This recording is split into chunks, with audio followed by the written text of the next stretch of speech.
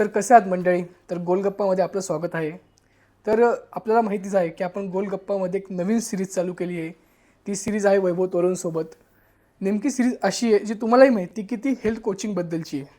आणि त्या हेल्थ कोचिंगमध्ये ते स्वतः हेल्थ कोच बनवून ते स्वतःवर त्याचं इम्प्लिमेंटेशन कसं करताय हे आपल्याला ते सांगताय. तर आजच्या एपिसोडमध्ये ते त्यांनी ह्या वीकमध्ये किंवा ते कसं रुटीन फॉलो करताय ते आपल्याला सांगतील आणि त्यासोबत थोडं गाईडलाईन्स पण देतील. ठीक आहे, तर ऐकून घेऊ त्यांच्याकडून. प्रणव, मागच्या आठवड्यात आपण चालू केलंय येस. की स्वतःवरती मी प्रयोग करतोय. वेट लॉस जर्नी आपल्याला करायची आहे. Yes, right. सो त्यासाठी आपण काय केलं की जसं मी सांगितलं होतं की डिटॉक्स पहिल्यांदा करणार आहे. तर डिटॉक्स झालेला आहे. हां, ऑलमोस्ट 5 दिवस प्रॉपर वेनं डिटॉक्स केलेलं आहे. त्यामुळे क्लिन्झिंग झालेलं आहे शरीराचं. क्लिन्झिंग म्हणजे काय केलं आपण? नॅचरल क्लिन्झिंग म्हणजे काय? तर याच्यामध्ये फक्त काय खाल्लं आपण? नॅचरल फ्रुट्स खाल्ले. फूड इंटेक चांगला होता. फक्त याच्यामध्ये काय अवॉइड केलं तर मिल्क प्रोडक्ट अवॉइड केले. ओके. तेलकट पदार्थ अवॉइड केले, म्हणजे ऑइल अवॉइड केलं. ठीक आहे. आणि सगळे नॅचरल फ्रुट्स होते. साखर अवॉइडच आहे. ठीक आहे. पण याच्यामध्ये कसं केलं होतं, एक विशेष गोष्ट काय आहे तर 4 पद्धतीमध्ये वेगवेगळ्या प्रकारचे जिन्नस आपण वापरले होते. तर त्याचा व्हिडिओ पण मी तयार केलेला आहे की काय काय झालं, काय त्याच्यातून होतं आणि फायदे काय ते आपण याच्यात दाखवू. आपण टाकू आपल्या व्हिडिओमध्ये, या एपिसोडमध्ये, की त्यांनी कसं काय फॉलो केलंय, त्यासोबतचे व्हिडिओज असतील, काही फोटोज असतील, ते आपण यामध्ये ऍड करू. तर याच्यामध्ये 4 दिवसाचं रुटीन कसं होतं माझं. तर सकाळी उठलं की एक साधारणतः गरम पाणी प्यायचो. त्यानंतर एक स्मूदी, एक 9 वाजता स्मूदी असायची, ज्याच्यामध्ये वेगवेगळे फळं असायचे, केळाचे प्रमाण असायचे, केळ असायचं म्हणजे बनाना, नंतर चिक्कू, नंतर ॲपलचं प्रमाण असायचं आणि एक ग्रीन व्हेजिटेबल कुठले तरी असे वापरायचो. हे रॉ फूडमध्ये वापरतो. एक तुला स्मूदी त्याच्यातली सांगतो की जे इनिशिएटिव्ह पहिल्यांदा काय केलं होतं. तर पालक घ्यायचा, वाटीवर पालक, नंतर ॲपल घ्यायचं आणि 2 बनाना घ्यायचे. ओके. आणि ते मिक्सरमधून ग्राइंड करायचे पाणी घालून थोडं.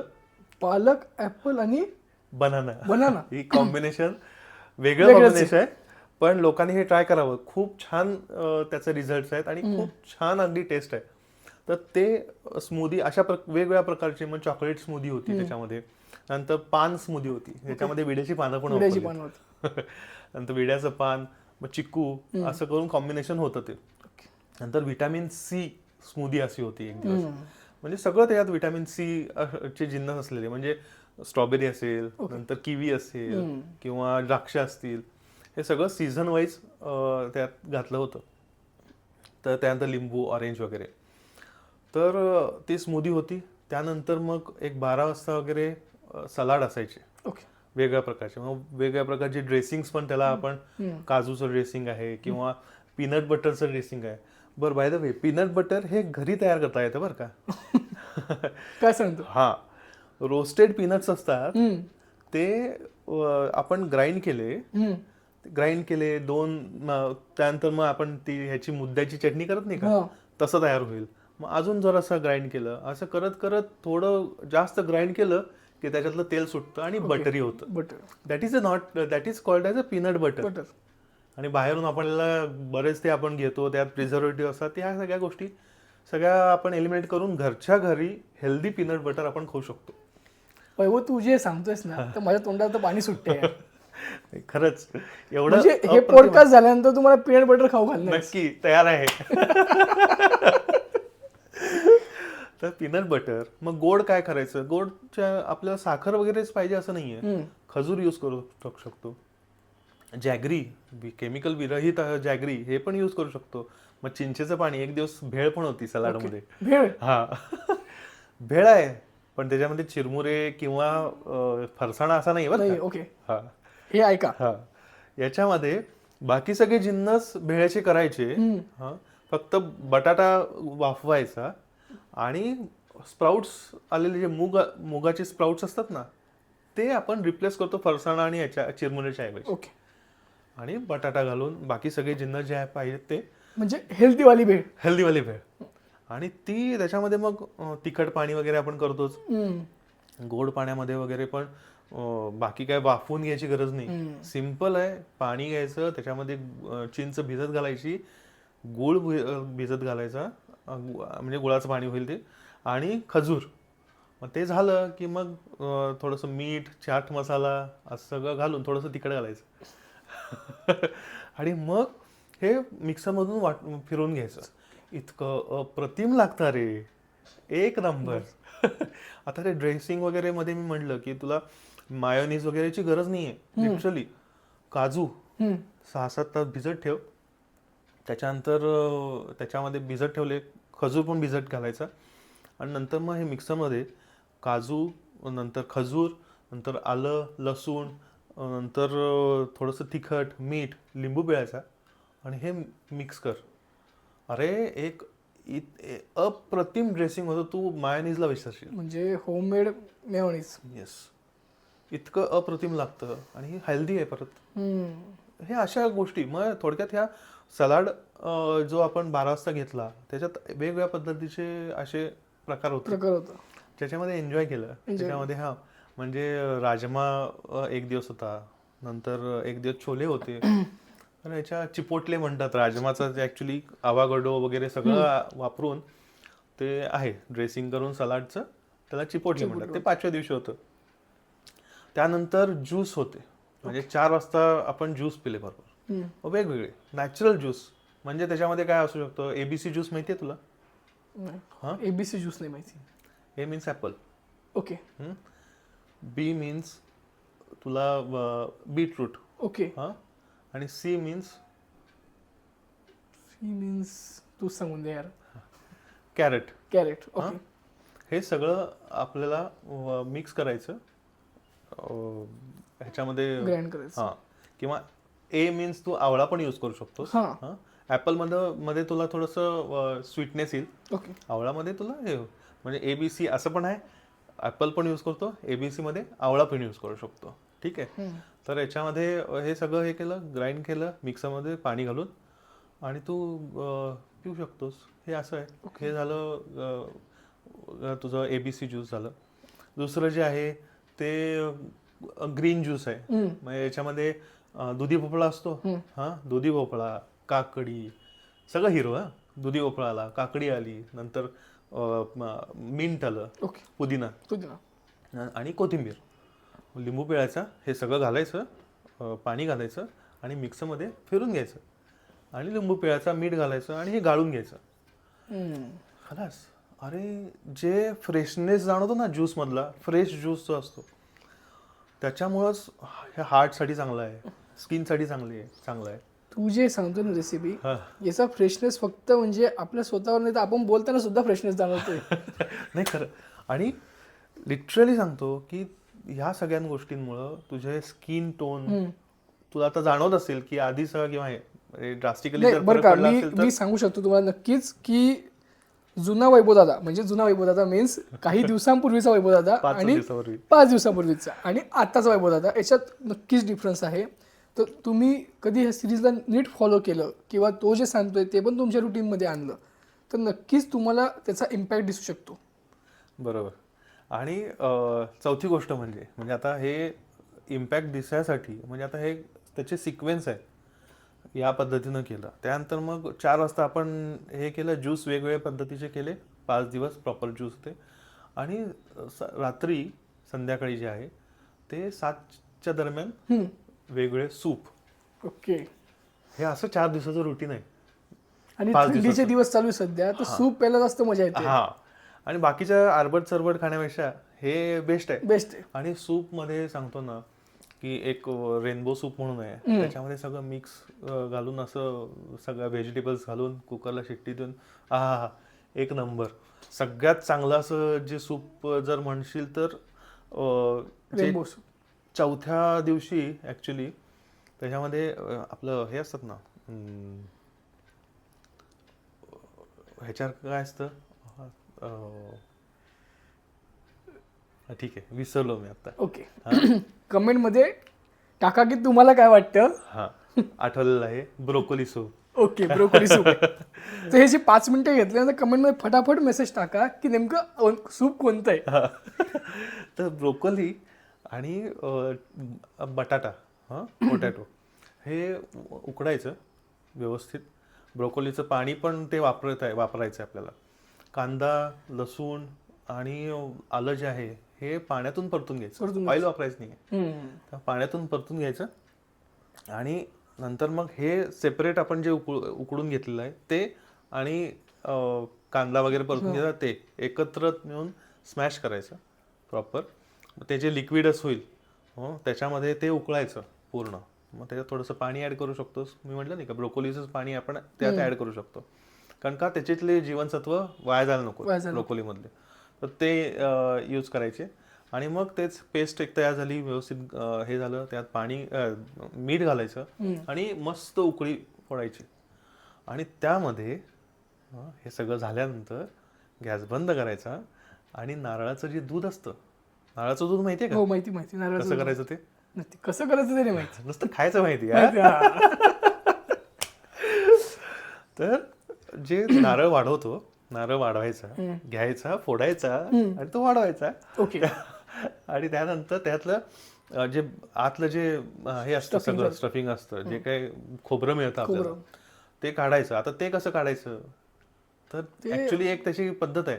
ओके. की गॅसवरती आहे ना, थोडा वेळ गरम करायचं, फ्रीजमध्ये ठेवलंस आणि मग गॅसवरती हे केलंस, गॅसवरती ते दोन्ही असे ठेवले आणि गरम केले की जे मेन कव्हर असतं आणि खोबरं याच्यामधले जे लेअर असतो तो सुटतो गरम हा टास्क खूप मोठा आहे बरं का प्रत्येक घरातला, की एक तर चटणीसाठी खोबरं काढणे किंवा असं काही करायचं असेल तर खोबरं काढणे. बरोबर. तर बघा त्याने खूप मस्त सांगितलं की खोबरं कसं काढायचं. बरोबर.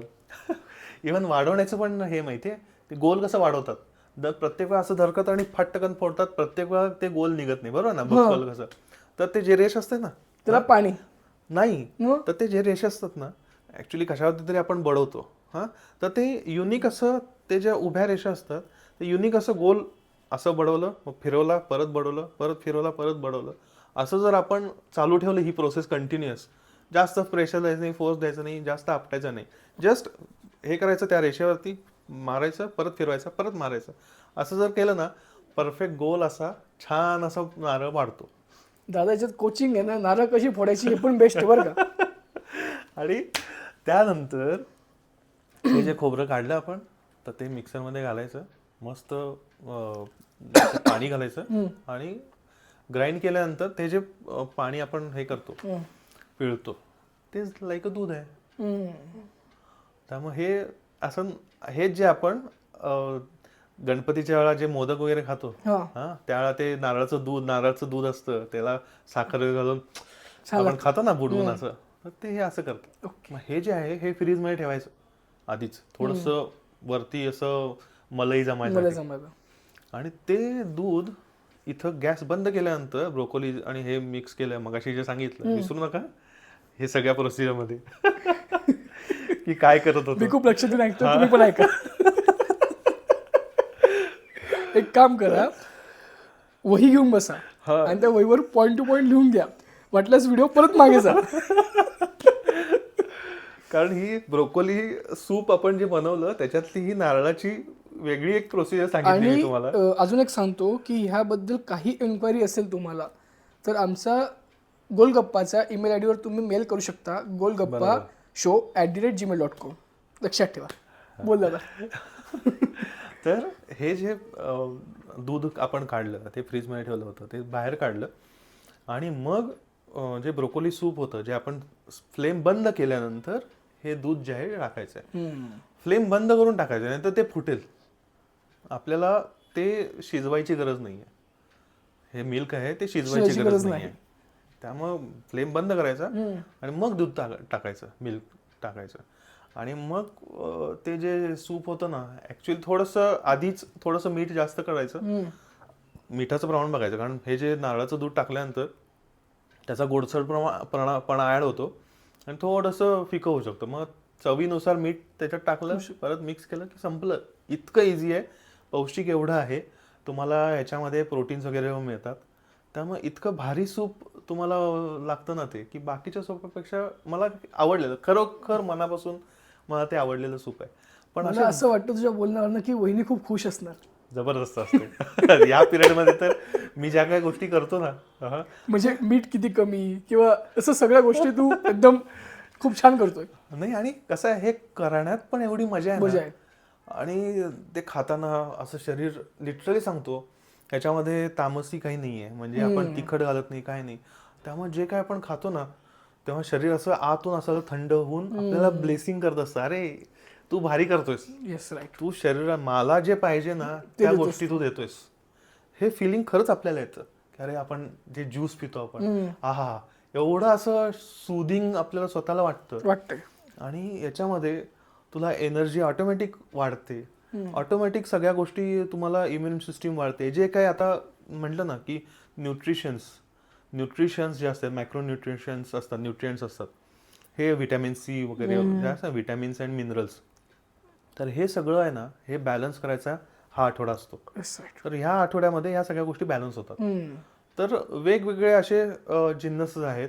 आपण व्हिडिओ क्लिप तर दाखवणारच आहे, पण इव्हन तुम्हाला जर डिटेलमध्ये जर तुम्हाला हे पाहिजे असेल तर मेल करू शकतात ते आपल्याला, बरोबर.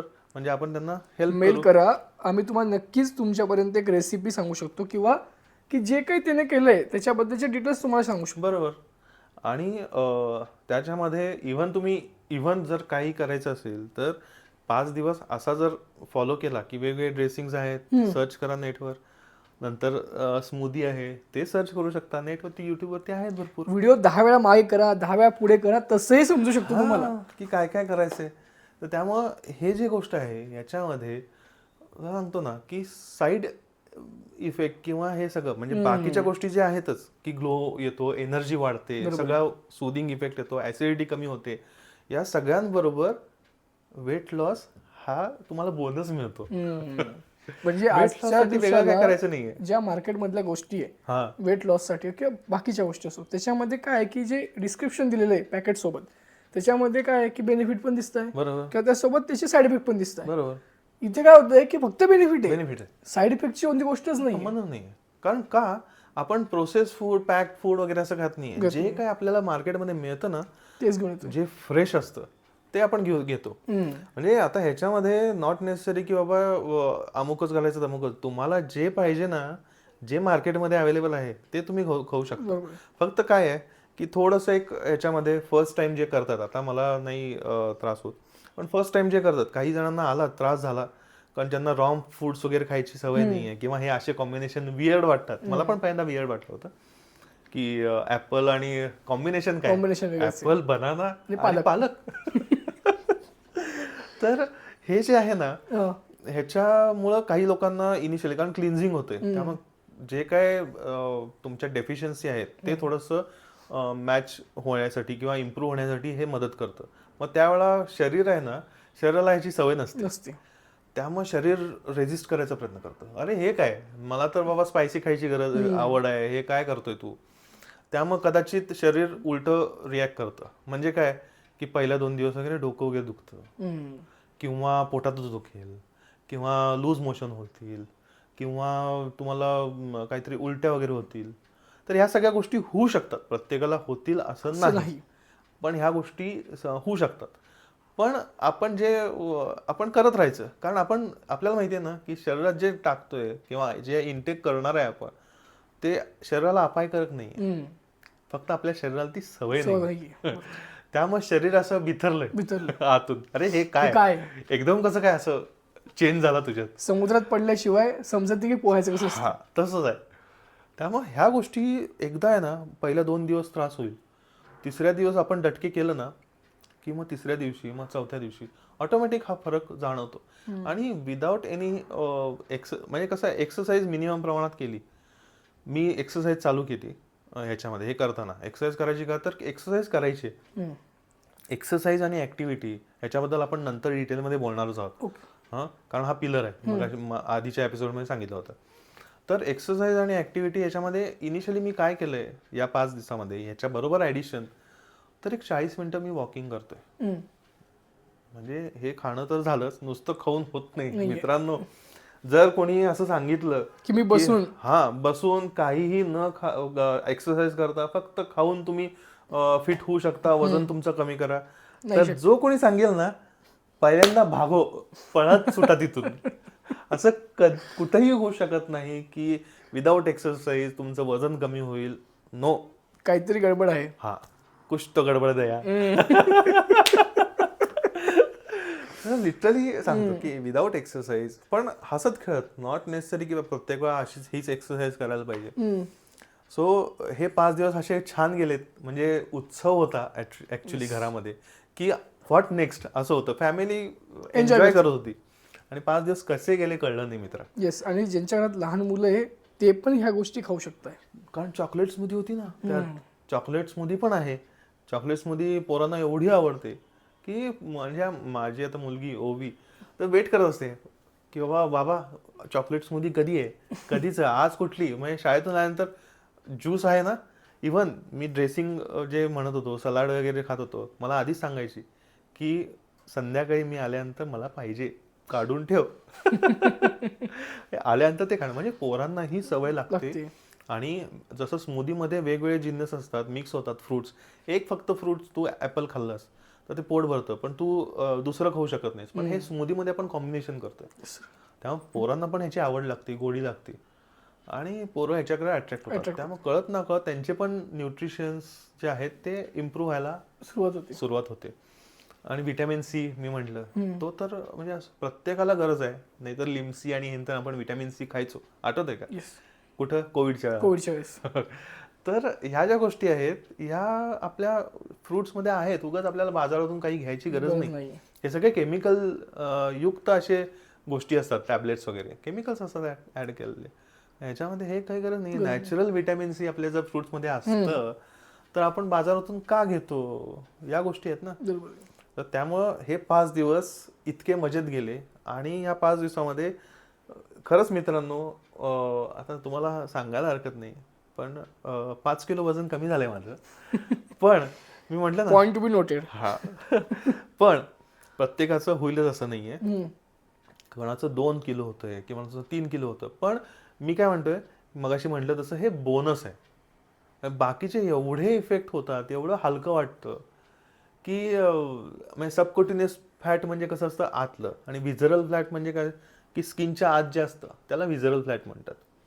तर ते कमी होतं. म्हणजे ही स्किन आपण हे करू शकतो, ओढून बघू शकतो की आधीचं कसं होतं ताणल्यानंतर आणि आत्ताचं कसं आहे. म्हणजे हे धरलं की असं जर जाड लागत असेल तर हे जे आतलं जे फॅट आहे ते व्हिजरल फॅट आहे. हा, तर ते पण आपल्याला जाणवू शकतं की हात अरे छोटे झालेत आपले, ओव्हरऑल चेहरा बारीक झालेला आहे. याच्यामध्ये ना शिस्त खूप इम्पॉर्टंट आहे.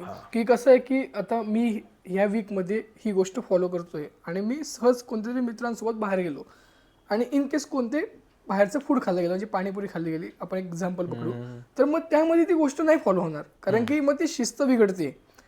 तर तो रुटीन आहे ना खूप स्ट्रिक्टली फॉलो करतोय, म्हणून त्याला त्याचा इम्पॅक्ट मिळतोय. बरोबर. म्हणजे जर 100% इम्पॅक्ट मिळत असेल तर हे 5 दिवस हे असे फॉलो करायला पाहिजे. क्लिन्झिंग करतोय आपण, त्यामुळे दुसरे काही खाऊ नका, जनरली खाऊ नका. पण कसं आहे की प्रत्येक वेळा आता हे दर महिन्याला करू शकतो आपण, बरोबर. 5 दिवस करायचे आहेत, सलग 5 दिवस करा महिन्यातून, किंवा आठवड्यातून एकदा असं 5 दिवस करा. ओके. हां, म्हणजे प्रत्येक आठवड्याला 1 दिवस असं ते करू शकता. पण आता वेट लॉसची जर्नी करतोय ना आपण, माझ्या रिलेटेड, त्यामुळे मला स्ट्रिक्ट राहणं गरजेचं आहे. अदरवाईज तुम्ही जर असंच करणार असाल तर थोडंफार ह्याच्याबरोबर थोडंफार बाकीचं जर पोळी भाजी अगदीच जर भूक हे झाली नाही, कंट्रोल झाली नाही, तर तुम्ही खाऊ शकता. पण मॅक्झिमम ह्या गोष्टी जर खाल्ल्या तर तुम्हाला फायदा होणार आहे. थोडंफार इकडं तिकडं होऊ शकतं मित्रांनो, पण आता जर्नी जर करायची आहे तर सिरियस करायलाच पाहिजे, सिरियस व्हायलाच पाहिजे. कमिटेड असल्याशिवाय पुढं नाही. त्यामुळे आता मी त्या झोनमध्ये आलेलो आहे, त्यामुळे मला ते कमी करायचं आहे. सो आता हे पहिलं झालं, क्लिन्झिंग झालंय आता आपलं, ठीक आहे. आता नेक्स्ट स्टेप माझं आता हॅबिट बिल्डिंग आलं. ओके. छोटे छोटे स्मॉल स्टेप्स आपल्याला घ्यायचे आहेत, तर हॅबिट्स तयार व्हायचे. त्यामुळे आता मी पुढचा जो आहे तो 21 दिवसाचा प्लॅन असणार आहे माझा. ओके. म्हणजे हे लक्षात घे, लगेच काही हॅबिट्स बिल्ड होत नाहीत, छोट्या छोट्या घ्यायला पाहिजेत. आता पहिली 5 दिवस हे झालं की मला डिटॉक्स करायचं होतं, क्लिन्झिंग करून घेतलं अँड दॅट शरीर साफ झालं. आता व्हॉट नेक्स्ट, तर मला हॅबिट बिल्डिंगवरती काम करायला लागणार आहे. चांगल्या हॅबिट्स सवयी लावून घ्यायला लागणार आहेत. मग त्या एका रात्रीत होणार आहेत का? नाही होणार. प्लस मायनस असं करत ते होणार. म्हटलं ना की डिसेंबर ते जानेवारीपर्यंत ह्या ट्रान्झिशन फेज आहे. तिथून मग जानेवारीपर्यंत जर आपलं स्टेडीनेस झालेलं असेल तर मग पुढे आपल्याला जानेवारीमध्ये तो गोल अचीव करायला सोपं जाणार आहे. बरोबर. मग आता हे 21 दिवसाचं टार्गेट पुढचं आहे. मग नेक्स्ट फेजमध्ये या मी ॲक्टिव्हिटी आणि एक्सरसाइज ह्याच्यावरती भर देणार आहे. 25 मिनटं किंवा 1 तास. त्याच्यामध्ये स्ट्रेंथ ट्रेनिंग असेल माझं. काय साधं जिमचे डंबेल्स 2 असतात. नेटवरती एवढं आपल्याकडं अवेलेबल आहे. 2 डंबेल्स घ्या आणि त्याच्यानुसार स्ट्रेंथ ट्रेनिंग तुम्ही करू शकता. प्राणायाम करू शकता. ॲरोबिक्स तुम्ही म्हणजे वॉकिंग किंवा तू सायकलिंग आहे किंवा आता पोहायला नको की कारण थंडी आहे. पण ह्या गोष्टी येस, पण ज्यांना सवय असेल तेही करू शकता. इव्हन तुम्ही कधी ॲज अ डंबलसाठी इन्क्वायरी केली तर आम्ही ती सुद्धा तुम्हाला लिंक प्रोव्हाइड करू शकतो ॲज अ मेल. का? कारण की आता सध्या स्कॅम चालू आहे डंबेल्समध्ये की ते सिमेंटचे गोळे टाकतात. ओके. तर त्यामध्ये ओरिजिनल मेटल कोणतं याची लिंक आम्ही तुम्हाला प्रोव्हाइड करू शकतो. प्लीज तुम्ही आमच्या मेल आय डीवर एक मेल करा की तुमची रिक्वायरमेंट काय, तसं आम्ही तुम्हाला सपोर्ट करू. बरोबर. तर इवन आता जरी डंबेल्स लगेच त्यांना घ्यायचे नसतील, येस, तर तरी सुद्धा प्रयत्न करायचे असतील, हे तर काय करायचं, 1-1 लिटरच्या ज्या बाटल्या पाण्याच्या त्याच्यात पाणी भरा मस्त आणि त्या ॲज अ डंबेल्स म्हणून यूज करा. तुम्हाला हालचाल करायची सगळ्यात बेस्ट ऑप्शन. सिंपल. बरोबर आहे. कारण एक्सरसाइज इथलं हे माइंडसेट आहे. म्हणजे थोडक्यात मी जर कुठलं तरी वजन उचललं, डंबेल्स हातात आहेत आणि मी असं हे केलं तर बायसेप्ससाठी आपण केलं आणि हेच जर मी विदाऊट काही डंबेल्स वगैरे नसताना सुद्धा जर मी इमॅजिन केलं की माझ्यात आता डंबेल्स आहे आणि मी स्ट्रेंथ करून असं जर केलं तरी मला सेम इफेक्ट मिळणार आहे. Yes, right. त्यापेक्षा मग साध्या बाटल्या आपण घेऊया आणि ते तुम्ही करा. ते ॲज अ डंबेल्स म्हणून कन्सिडर करून इनिशियल स्टेजला आपण करू शकतो. हालचाल पाहिजे, स्ट्रेंथ, त्यातून स्ट्रेंथ येणार का? डंबेल्स पेक्षा सरळ कमी येईल पण ऍटलीस्ट सुरुवात तर होईल. ओके.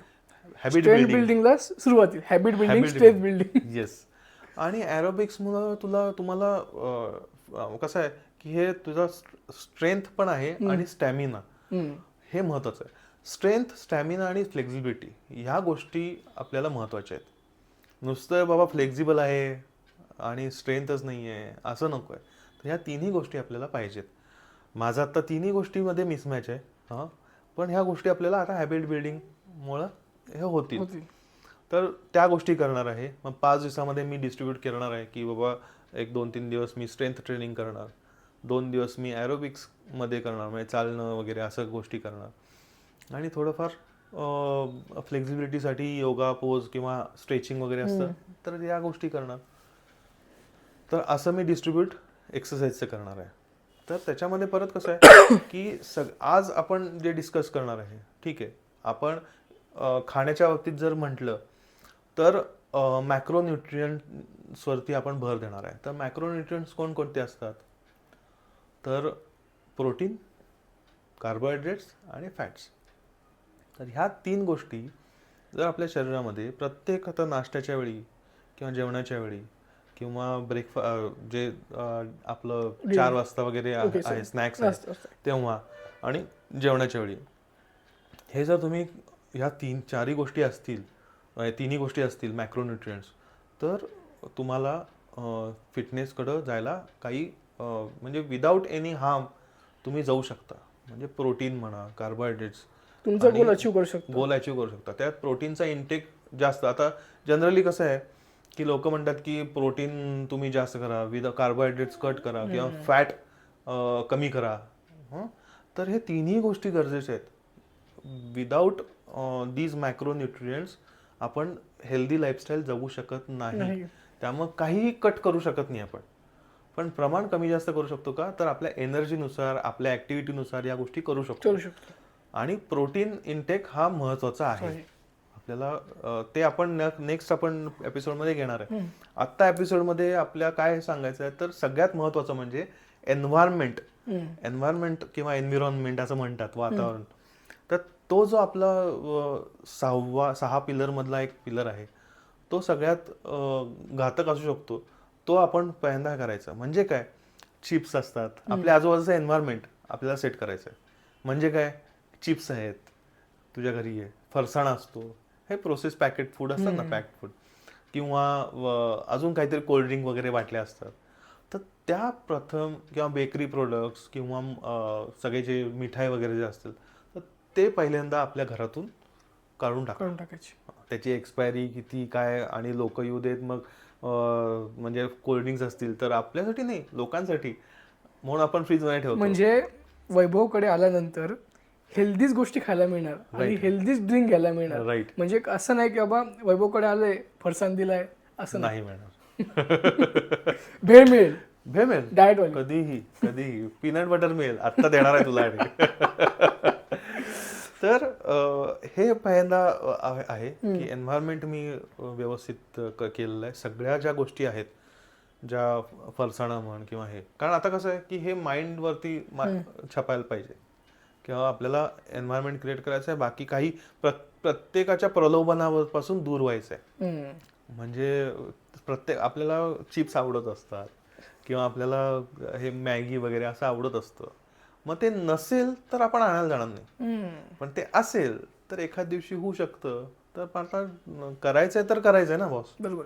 मग त्याच्यात माइंड आपल्याला चेंज होणारच, माइंड आपल्याशी गेम खेळणार. तर त्यासाठी आपण एन्व्हायरमेंट पहिल्यांदा क्लिअर करून घ्यायचं आहे. जोपर्यंत तुम्हाला त्याच्याशी ते असलं नसलं त्याचा फरक पडणार नाही, तोपर्यंत ते आणणं, नजरेसमोर नसणं हे गरजेचं आहे. कारण कसं होतं की मित्रानं असं काहीतरी आपल्याला पेढे वगैरे दिले, किंवा बाहेरून आले, किंवा आपण 2 दिवस ठरवलं की नाही खायचे बरं का आपण, कारण आपण डाएटवरती आहे. पहिला दिवस होतो, आवडत तर असतात, पहिल्या दिवस होतो नाही खाल्ले जात, दुसरा दिवस असतो नाही खाल्ले जात, मग तिसऱ्या दिवशी आपल्याला असं वाटतं की अरे यार, हे टाकून देण्यापेक्षा खराब आले त्यात, ह्यापेक्षा खाऊन टाकू आपण. आणि मग ते खाल्ली जातं. 3 दिवस आपण कंट्रोलमध्ये असतो, चौथ्या दिवशी तो पूर्ण पुडा संपवतो आपण. ही गोष्ट खरी आहे. एक खाल्लं मग टेम्पटिंग आहे ना, मग दुसरं तिसरं, अरे संपलं. म्हणजे 4 दिवस प्रत्येक दिवशी एक थोडंसं खाल्लं असतं तर परवडलं असतं, पण हे पुडा म्हणजे संपवणं 2 दिवसाचं जे स्वतःला आपण सांगितलं की नाही खायचं, ते एका दिवसात आपण 2 दिवसाची मेहनत सगळी वाया. त्यामुळे ते नकोच ना, कशाला पाहिजे आपल्याला. हे घातक आहे, आपल्या शरीराला सुटेबल नाही आहे हे माहिती आहे ना. मग ते सवय होईपर्यंत ते नकोच आहे, आपल्या दृष्टी आडच पाहिजे, नकोच आहे. घरात काहीही प्रलोभन आपल्याला ठेवायची नाही. हे झालं. आता दुसरी गोष्ट की आपल्याला एन्व्हायरमेंट म्हणजे काय, आजूबाजूचं आपलं फ्रेंड सर्कल, ते जर हेल्थसाठी जर डिस्कस करत असेल, हां, तर एन्व्हायरमेंट आपण पण हेल्थ रिलेटेडच आपण बघणार. ते जर फोकस असतील की अरे चल आपण फिरायला जाऊया, तर आपण पण फिरायला जाणार. येस, पण फिरायला जाणार मध्ये पण ऑप्शन आहे की फिरायला कोणतं जाणार. म्हणजे फिरायला गेलोय बाबा, म्हणजे बद्दल बोलतोय याच्यात एक शब्द आहे, म्हणजे थोडासा कॉमेडी शब्द, की बाबा बोंबलत फिरायला निघालोय. आता बोंबलत फिरायला निघाल्यानंतर लोक सहसा चिप्सचं पाकिट बोललं तसं, हा बोल, हे फिरायला झालं. आणि दुसरं फिरणं म्हणजे काय, की जो तो सांगतो डेडिकेटेड, फक्त एक्सरसाइज आणि ऍक्टिव्हिटी. आणि इव्हन काय जण काय करतात माहिती का, तासभर फिरतात काय, आणि चल आता चहा पिऊ.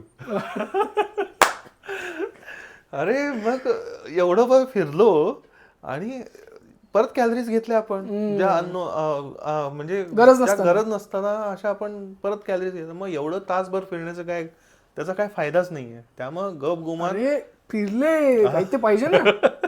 पर एनर्जी पाहिजे की, एनर्जी असं नाही बाबा, गप गुमान घरी जावा, फिरा, व्यायाम करा, घरी जावा, पाणी प्या. बरोबर, उगाच बाकीच्या गोष्टी नाही. तर असे फ्रेंड सर्कल आपल्याला जमा करायला लागतील, किंवा त्यांच्यात आपल्याला भाग घ्यायला पाहिजे. आता मी तसं चालू केलं. अजून एक करू शकता की समजा फ्रेंड सर्कल तुमचा आहेच, आता कसं आहे की आपण हा बाबा मी आता कोणता मित्र बघू असं नाही शोधू शकत आपण, पण आपल्या मित्रांना आपण चेंज करू शकतो. हो, ते आहे. किंवा इनिशियली आपल्याला जर इफेक्ट आणायचा आहे, तर असं कोण आहे यांच्याकडे बघू शकतो. आपले मित्र कोणतरी असतात, फिटनेस फ्रीक असतात आणि जे डेडिकेटेड करत असतात. आता आपल्या सोसायटीमध्ये पण आहेत. येस, तर त्यांच्याबरोबर मी त्यांचं नाव आहे लवाणी दादा, आणि त्यांच्यावर आपल्याला सातत्य, कन्सिस्टन्सी याबद्दल पॉडकास्ट करणार आहे. Yes, right. कारण ते जवळजवळ 20 वर्ष कंटिन्युअस एक्सरसाइज म्हणजे त्यांचं रुटीन आहे. पाऊस असू दे, वारा असू दे, काहीही असू दे, तर ते स्वामीनारायण टेकडी आहे ना आपल्या इथली, ओके. तिथं ते जातात दररोज. मग त्यांच्याबरोबर आता मी चाललेलो आहे. ओके, म्हणजे दररोज याच्यातनं routine. आपल्याला काय मेसेज मिळतोय की एन्व्हायरमेंट का पाहिजे मित्रांचा, कारण की एक कन्सिस्टन्सी फॉलो करणारा पर्सन असेल तुमच्यासोबत तर तुम्हाला पण त्याची आपल्याला बाय motivation मिळतं डिफॉल्ट ना. सवय सवय लागते. लागते. सकाळी 5ला उठतो, नाही तर त्यांचा मेसेज येतो, वैभव अरे 6:15ला मी कॉल करतो, किंवा मी जर मेसेज केला नाही तर त्यांचा कॉल येतो. येस. आमचं ठरलेलं आहे. आणि मग 5:45ला खालती वाट बघत बसलेले असतात, मी आलोय बरं का. मग मी त्यांच्यावर जातो, आणि त्यांच्यात आणि माझ्यात कितीचा फरक आहे, किती वर्षाचा फरक आहे माहितीये का? 85 साली त्यांचं ग्रॅज्युएशन कम्प्लीट झालेलं आहे, ओके. आणि मी 84चा जन्मला आहे. 85 ला त्यांचं ग्रॅज्युएशन कम्प्लीट झालेलं आहे. 84चा मी आहे. म्हणजे ह्याच्यासाठी मित्र किंवा फ्रेंड सर्कल, एन्व्हायरमेंट जे आहे हे आपल्याच वयाचंच पाहिजे असं नाही. आमच्याकडेच बघा. हा, गॅप भरपूर आहे. Still we are co founder of Golgappa. Yes, right. तर त्यामुळं याच्यात एज बार काही नसतो. जो काही चांगल्या हॅबिट्सचा जे काय असतं, जे पॉझिटिव्ह असतं त्यांच्याकडून घ्या. तर त्या पद्धतीनं मी आता त्यांच्यावर चाललेलो आहे. दररोज आता आठवडाभर कंटिन्युअस ह्याच्याबरोबर मी फॉलो करतोय, आणि 45 मिनिटं मस्त त्या स्वामीनारायण टेकडीच्या तिथं फिरतोय. म्हणजे हे जे आहे मित्रांनो, मी हे सांगतोय याचा अर्थ एन्व्हायरमेंट कसं बिल्ड करायचं, आणि आपल्याला एन्व्हायरमेंट हा पिलर कसा सेट करायचा आहे ह्याचं हे गायडन्स आहे. Yes, right. ठीक आहे. तर आता ह्याच्याबरोबरच मागच्या वेळचा प्रश्न मी विचारला होता. ओके. कमेंट्स काय आले नाहीत लोकांकडून. स्टडी करा मित्रांनो, स्टडी करा आणि कमेंट टाका. तर आपण सांगू त्यांना आता. ओके. तर ग्रेनिल हे सांगितलं होतं आपण. हा, तर ते जे आहे ते हंगर हार्मोन आहे. ओके. हा, नंतर लेप्टिन जे आहे ते सटायटी म्हणजे फुलनेसचा हार्मोन आहे. हा, आणि इन्सुलिन हे जे आहे हे ग्लुकोज डिस्ट्रीब्युशन वगैरे साठीचं हार्मोन आहे, आणि हे सिक्रीट होतात. म्हणजे आपल्याला जेव्हा म्हणजे भूक लागली, हे म्हणजे काय होतं, ते ग्रेलिन जे हार्मोन असतं ते रिलीज झालेलं असतं, त्यामुळे आपल्याला भूक लागते. नंतर दुसरं जे आहे पोट भरल्यासारखं वाटतं, त्यावेळेला ते सटायटी हार्मोन जे लेप्टिन जे आहे ते सिक्रीट होतं. मग ते जेव्हा सिक्रीट होईल तेव्हा आपण म्हणतो की पोट भरलं आपलं, हे संपलं, ॲपेटाईट आपलं फुल झालं.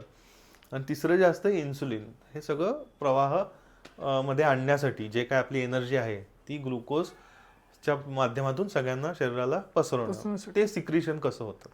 तर याच्यामध्ये जर बिघाड झाला असेल, हार्मोनल चेंजेस झाले असतील due to our unhealthy eating किंवा लाईफस्टाईल, तर हे गडबड होतं, आणि वेट लॉस जर्नीमध्ये हे अडथळा येऊ शकतो. तर मी मागच्या एपिसोडमध्ये जे सांगितलं होतं की ह्यांचा हार्मोनल इम्बॅलन्समध्ये ह्या वेट लॉसमध्ये पण फरक आहे, किंवा त्याचा म्हणजे त्यांची इन्क्लुडिंग आहेत. तर हे जे 3 हॉर्मोन्स आहेत, तर त्याच्यावरती आपल्याला हळूहळू काम करायचं आहे. म्हणजे फॅट जे आहे ते पुढच्या ह्याच्यात एपिसोडमध्ये असं सांगीन आपण की फॅट आपण प्रॉपर पद्धतीनं खाल्ले, जे शरीराला पाहिजेत असे जर फॅट खाल्ले, तर हार्मोनल इम्बॅलन्स जो आहे तो सेट व्हायला आपल्याला मदत होते. तर त्यामुळं हे जे इवन हार्मोन सांगितले आत्ता आपण, जे हंगरसाठी किंवा ह्याच्यासाठी ॲपेटाईटसाठी, तर त्या ज्या गोष्टी आहेत त्या पण बॅलन्स होऊ शकतात. आणि हे जे आहे ना, हे नॅचरली करायचं आपल्याला, बाकी काही नाही. मग जे काही लाईफस्टाईल थोडीफार चेंजेस सांगितले, तर आता जसं आपण करतोय त्या पद्धतीनेच आपण हे करणार. आता पुढचा 21 दिवस मी जसं सांगितलं की 4 गोष्टी, त्याच्यामध्ये 4 जे खाण्याचे हे असतील, सायकल्स असतील, त्याच्यामध्ये प्रॉपर मॅक्रोन्यूट्रियन्स मी घेत जातील असं मी बघणार. एक्सरसाइज करणार. एक्सरसाइजचं महत्त्व काय आहे, डाएटचं महत्त्व काय आहे वेट लॉसमध्ये, हे आपण नेक्स्ट एपिसोडमध्ये बघणार आहे. चला मंडळी, आता माझी तर जर्नी चालू झालेली आहे. मी पुढच्या आठवड्यात तुम्हाला यानंतरचं काय करणार आहे, आज एन्व्हायरमेंट याविषयी आपण बोललेलो आहे. पुढच्या आठवड्यात अजून एक माझी जर्नी बघू, पुढचा एक पिलर घेऊ, आणि या पद्धतीने आपली जर्नी चालू असेल. ओके, नक्कीच. खूपच छान. इथं थांबतोय आपण. बाय.